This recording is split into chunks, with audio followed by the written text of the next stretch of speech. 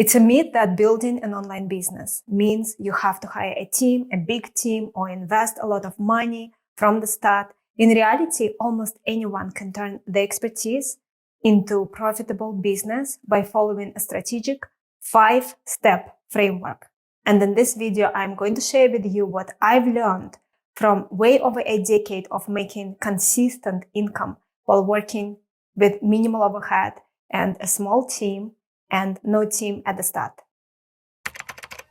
I believe in maximizing results for clients while making running the business as low stress as possible. This approach has allowed me to build a sustainable, high-impact business without being weighted down by an office or demanding investors, demanding partners. And in this video, I'm going to cover exactly how you can do this too, how you can create a simple business that creates high impact. The first step in building a business like that is identifying a real urgent problem that you can solve for others. Generating income in a way that is ethical and sustainable requires that you add value to people's lives. So ask yourself, what problems have I personally solved? It could be something related to your health or finances or your career, relationships. Maybe you have developed a foolproof approach to fitness. You just can get people into shape very quickly. Maybe you mastered productivity technique that really allowed you to manage your attention deficit disorder and be hyper productive. Or maybe you navigated re-entering workforce after 10 years of being stay-at-home parent and no one wanted to hire you, and then you figured something out and now you are in-demand employee. Write down every obstacle you have overcome over the last 5 to 10 years. If you can't pinpoint a skill or solution, work on solving a personal challenge first, something you are really struggling with, because the best way to understand a problem and to be able to be a person that can help others is to face it yourself and find a solution for it for yourself. And that is really the only genuine way to help other people solve the same problem, because you have been in their shoes, you know how hard it is, you know what will get them stuck, and you are able to help. When I work with coaching clients, we do in-depth analysis at this stage. We do really deep exercise, but you don't have to. You have to start somewhere. Start, generate income, and you can always work with a coach later on to help you do in-depth analysis later on and see what other businesses or business you are well positioned to build. Once you know the problem you want to solve, the next step is to create a framework or method that genuinely and effectively addresses it. Reflect on your journey and map out a step-by-step guide for someone in the same shoes as your former self. How would you coach yourself? If you could go back to the past and coach yourself, how would you do that? What tools, knowledge, strategies did you wish you had back then?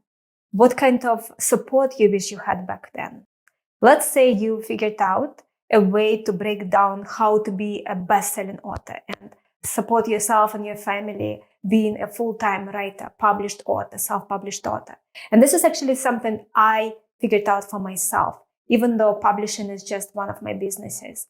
You could turn that method into a course, ebook, coaching program. In fact, I've done exactly that. I documented everything I learned about self-publishing. Of course, not everything, but a lot of things. And all of it is in a free ebook that you can download at firmsconsulting.com/free book. By having a clear roadmap of how to get to the results people are trying to get to, and using battle-tested strategies you know for sure work because you tested it on yourself and you got results, you are not only providing value, but also establishing yourself as an expert in this particular field. The minimum viable product, MVP approach, is about creating the simplest version of your product that delivers real results. Perfection is not the goal here. It's about creating something functional that addresses a need and gets into the hands of users very quickly. Imagine you have developed a productivity template. Don't spend months polishing it and perfecting it and making it the best in the world. Release a basic version that gets users results. Get real clients and get them results. Use their feedback to make improvements. And this approach accelerates your learning curve, builds trust with your audience, creates real clients that trust you and get results by working with you, and ensures you are developing something that people actually want to use and will use. Remember that you will improve your product or service over time. That is the goal, at least. You have to continuously look for ways to improve it. You should always be in pursuit of mastery of your own skills and mastery in terms of making your product better. But you learn a lot more by launching quickly, getting real clients, getting real feedback, and helping people get the results that you know you can help them get, or to get to some milestone along the way. Next, we need to define your unique selling proposition. A USP is what makes your product or service stand out. Think of your audience. Why should they choose you over all other competitors? For example, if you are a fitness coach, maybe you specialize in working with moms that want to get back into shape after carrying a baby. Or you are a career coach and you specifically work with parents that have been stay-at-home parents for a very long time and now they're getting back into workforce. Highlight this differentiation, what makes you different and what will avoid you competing solely on price. You want people to want to work specifically with you. And this is, of course, where also content side of the business comes into play. If you're actually creating content to build trust with your audience and then you offer them products and services, you have that trust and you continue building that trust over time. And that is one of the reasons why people buy from you versus someone else. So keep that in mind. As a content creator, as someone who is building a business around themselves and their expertise, you have a lot going for you. You do want to highlight what differentiates you and avoid competing solely on price.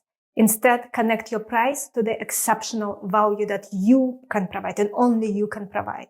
People are willing to invest when they know they are getting something unique that meets their specific needs. And the last step is we need a compelling offer. A compelling offer includes many different components. I will list a few of them here. Number one is, what is the ideal outcome? The end result that your audience wants. What is the likelihood that your customer will receive the result they want? How long it will take for them to get the result that they want? How much effort it will take for them to get the result they want? What they need to sacrifice, how much work, how much money, how much time they need to put in. A sense of urgency. It helps humans to understand why they should buy something right now versus later. Although you always want to make sure that the way you create a sense of urgency is based on genuine information. So an example could be, you can genuinely only take 5 more clients. You are busy, you don't have much time, you can only take 5 clients. So you open up an opportunity to enroll, but you can only take 5 people to work with you one-on-one. And this creates a genuine sense of urgency. But also there is an honest reason why someone needs to act quickly, because you just don't have capacity for more than 5 people to join your program. The clearer, faster, and easier you can make achieving that ideal outcome that your customer is trying to achieve, the more attractive is your offer. People are tired.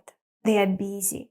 For example, if you're teaching a particular skill, a promise of helping your clients to get the result within 3 months or 6 months period is much more attractive than if they were getting that same result within 2 to 5 years, or if it was just a vague open-ended program. Now, a bonus tip.